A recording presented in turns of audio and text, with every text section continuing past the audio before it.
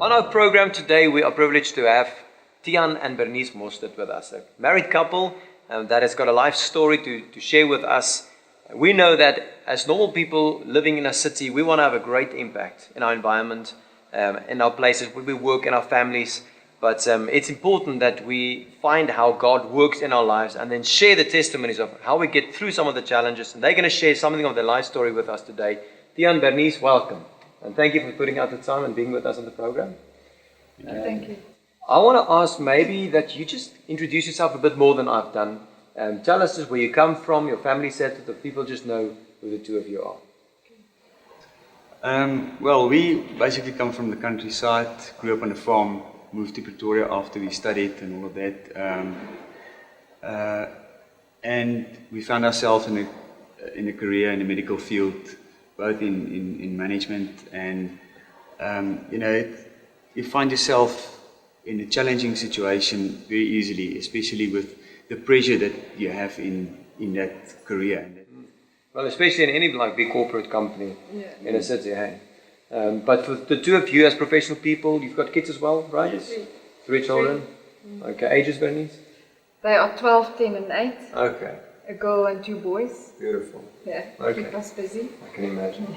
Now, Tiaan and Bernice, the two of you, in a way, in a good way, it's a typical family in a city, part of church, loving God, want to make an impact in the community. But your story, as I think many people will identify with, isn't just moonshine, roses, everything plain sailing. Otherwise, it wouldn't be a real world. But something happened in your marriage, in your relationship that you had to deal with. Do you want to just tell us maybe where did that journey start? Yeah, I think it's important to highlight the fact that we've been both, and as a family, been serving God and living in a relationship with Him.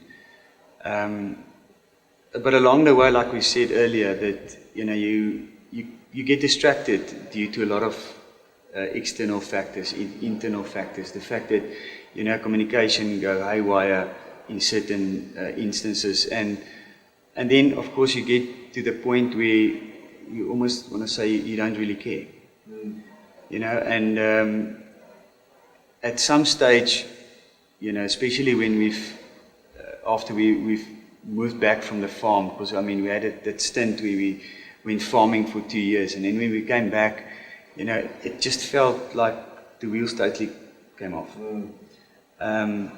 At that stage, we didn't really realize, that it took that amount of effort every day to work on your marriage. And somebody once told me that you have to service your car on a regular basis. You don't take it to the workshop when everything's falling apart, eh? When the engine falls out. And that's exactly what happened to us. But isn't that true for so many people? That we feel like if everything else is in place, then the marriage will of itself just be okay.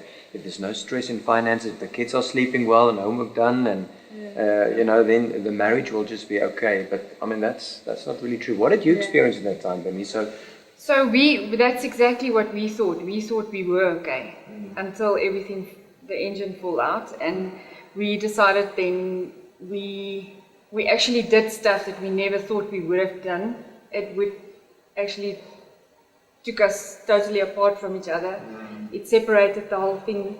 We separated from each other. So it was hectic, and for us, we couldn't see that we could maybe get together again. It feels hopeless. It feels like in a human's perspective, you can't get back to each other again. So we just gave up. We stepped back and we gave up.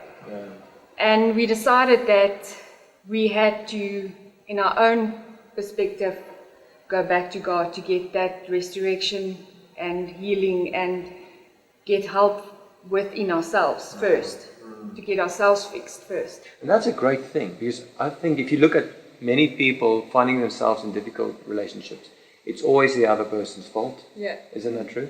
Many people saying, if you can just get yourself sorted out, then everything will be fine. Yeah. So the fact that you started with yourself to be a better person to present to the other one, I think there's a lot of because we were driving our own agendas. So we had to start with God first in our own perspective, and then he must heal that and bring it back to what he wanted and his will.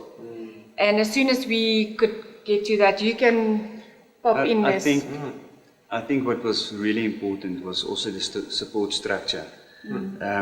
If we sit here today and we obviously take the credit for the fact that we got together again, it would be absolute dishonoring God. Because I mean, it really came to a point where if it wasn't for the miracle that God created or the miracle that happened, we would have been a divorced family. No, one of the many statistics, hey, where it didn't work out. But you're saying God obviously restores. He's a restoring God, and through His grace.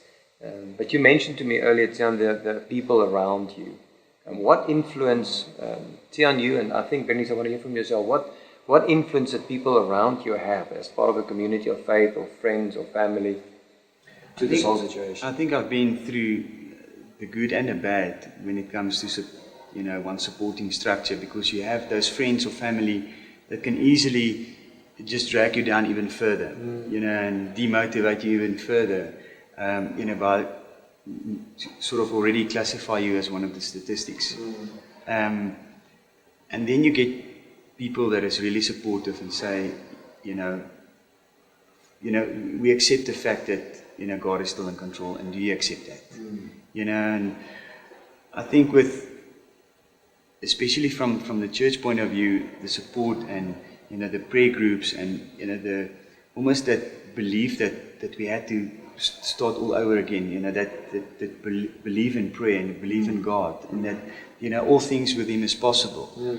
It was only then that, the breakthrough started happening.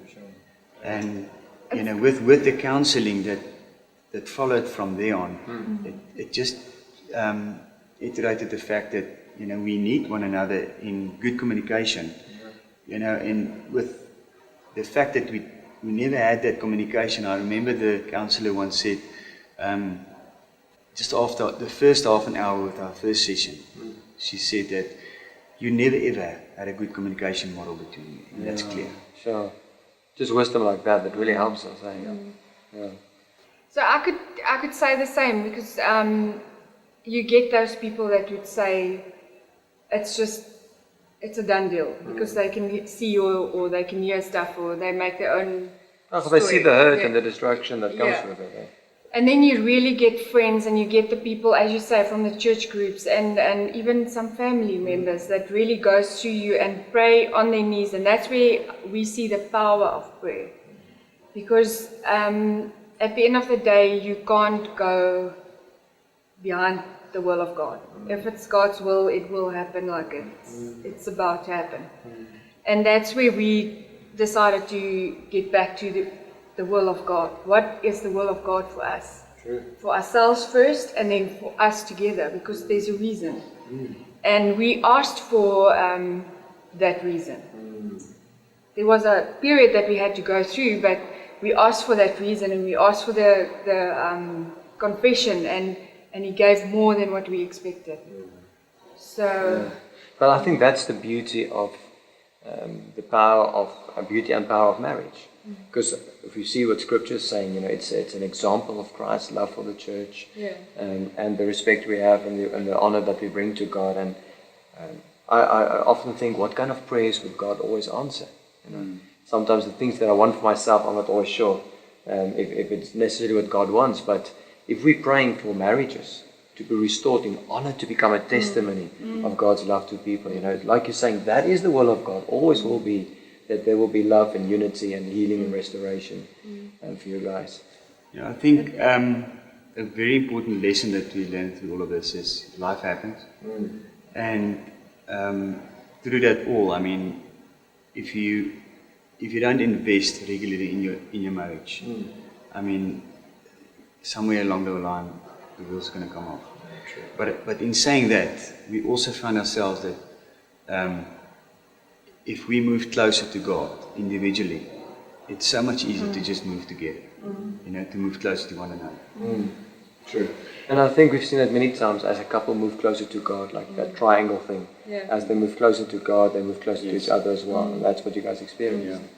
And to live in victory is that when you have a setback, it's not to step back, because that's what we did. We stepped back. We adopted, there's a saying that we adopted, that if you have a setback, don't step back, because God is there with a comeback. Oh, beautiful. Because we had a mess, and God is changing it into a message, and that's what we want. Beautiful. And maybe from mess to message. That's what you experience. Beautiful. Yeah. Sure. Tiaan and Bernice, it's inspiring to hear, and I think many people watching this might identify and even identify with the hopelessness and the desperation that you felt at the time. But I think your testimony is powerful as you come back to God, allow His power to come and fill your heart, find help, get good communication skills and all the other things that married couples need to know, and then allow people to support you. It's a story of victory that you guys are representing. So thank you for your testimony. Thank you for being here today. And may God bless your marriage and your children, and may God continue to be a testimony through your lives of His love for the church and the honor that we bring Him. Thank you so much. Thank you for having us.